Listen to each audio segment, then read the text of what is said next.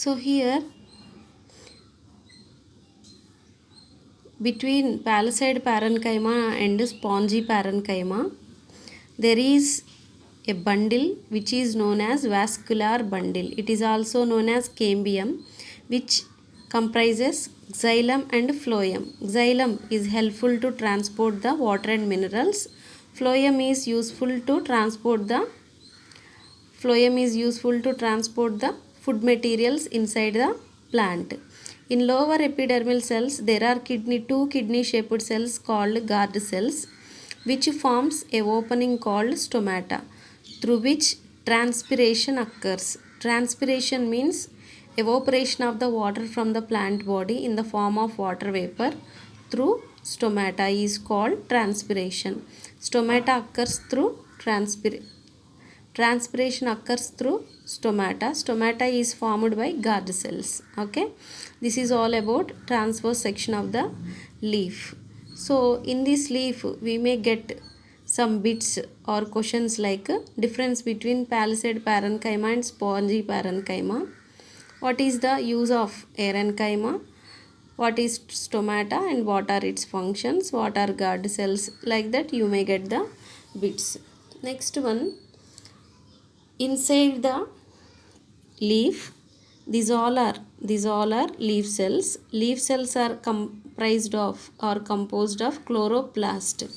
This is the structure of chloroplast. If you see the chloroplast, it has three main membranes called outer membrane, inner membrane, and third membrane is in the form of thylakoid spirals.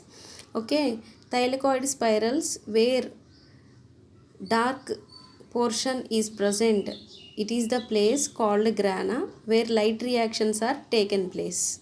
Then the remaining pale part is called stroma where enzymatic actions are taken place. Inside the stroma there are lipid globules, means flat globules. Next, starch globule also present.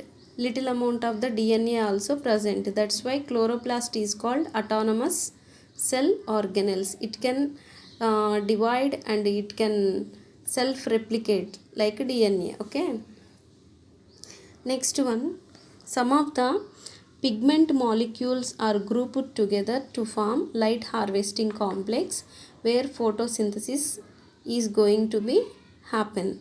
Next, inside the chloroplast chlorophyll pigments are present now. These chlorophyll pigments are two types, chlorophyll A and B. Chlorophyll A, it will be in blue green color, whereas B is in yellow green color.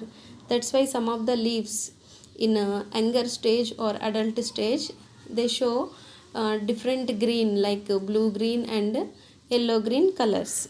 Next, how our blood contains hemoglobin and that too iron as a component. In the same way, chloroplast also contain an element called magnesium.